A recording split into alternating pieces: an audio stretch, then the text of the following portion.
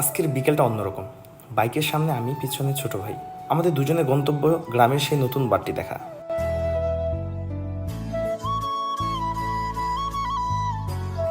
সেই বাড়িটি অবস্থিত ভুসিবন্দর নামে এক জায়গায়। রাস্তা ধরে বাইক চলছে ধীরে ধীরে, হাওয়া হেসে কানে বাজাচ্ছে সুর, যেন স্বাধীনতার গান। আকাশটা আজ যেন বিশেষ রঙে রাঙানো। নীল আকাশের বুক জুড়ে সাদা তুলার মতো মেঘ ভেসে যাচ্ছে। মনে হচ্ছে আকাশটা আমাদের জন্য সাজানো হয়েছে।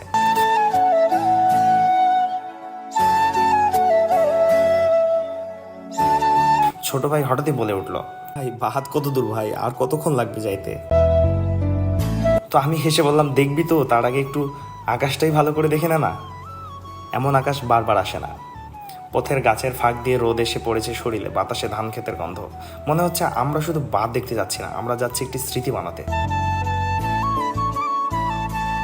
বাইক চলছে, আকাশ বদলাচ্ছে, রাস্তাও বদলাচ্ছে, সূর্যের অবস্থানও বদলাচ্ছে, আর আমরা এগিয়ে চলছি আমাদের গন্তব্যের দিকে। সম্ভবত আমরা আমাদের গন্তব্য থেকে 5 মিনিট দূরত্বে অবস্থান করছি।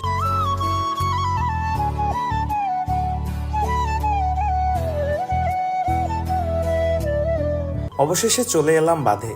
চারপাশে নদীর জল, ওপরে খোলা আকাশ।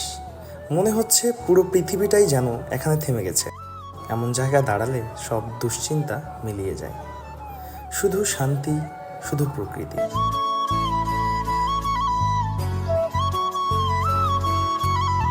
বিকেলের এই সময়টা শুধু আমরাই নয়, অনেকেই চলে আসে নদীর পাড়ে। কেউ আড্ডা দেয়, কেউ গল্প করে, আবার কেউ চুপচাপ বসে শুধু আকাশ আর নদী দেখে। আসলে এই বাঁধটা শুধু একটা জায়গা নয়, এটা মানুষের মিলনস্থল, হাসি খুশি আর স্মৃতি জমে ওঠার আস্ত একটা আড্ডাখানা। গধূলি বিকেলটা আরো রঙিন হয়ে উঠল। ছোট ভাই এখন বাঁধের পাশে বসে ছবি তোলার জন্য পোজ দিচ্ছে।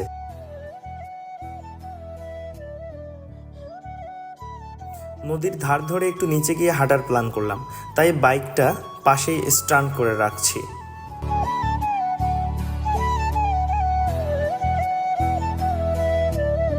এখানে একটু বসলাম। এখানে বসে মনে হচ্ছে পৃথিবীটা থেমে গেছে। পাশে আমার ছোট ভাই, সামনে বিশাল নদী, আর ওপরে গোধূলি আলোকিত আকাশ। প্রতিটা ঢেউ যেন আলতো আলতো ছোঁয়া দিচ্ছে। বাতাসে আছে প্রকৃতির নিঃশব্দ সুর। এখানে সব ব্যস্ততা, সব চাপ, সব মিলিয়ে দূরে চলে গেছে।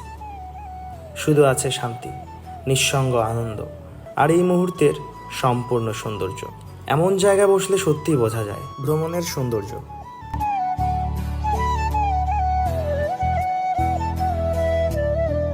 আজকের যাত্রা এখানেই শেষ, কিন্তু এই মুহূর্তগুলো মনে থাকবে চিরকাল। নদীর নীরব স্রোত, গোধূলির আলো, আর ছোট ভাইয়ের সাথে এই শান্ত সময়, সব মিলিয়ে মনে হচ্ছে আমরা শুধু বাদ দেখিনি, আমরা তৈরি করেছি নতুন স্মৃতি। প্রকৃতির কাছে এসে বোঝা যায় জীবনের আসল সৌন্দর্য ছোট ছোট মুহূর্তগুলোতে লুকিয়ে থাকে। চুপ করে বসে থাকা, দেখার আনন্দ নেয়া, সব ব্যস্ততা ভুলে যাওয়া, এটাই আসল ভ্রমণ। ধন্যবাদ সবাইকে।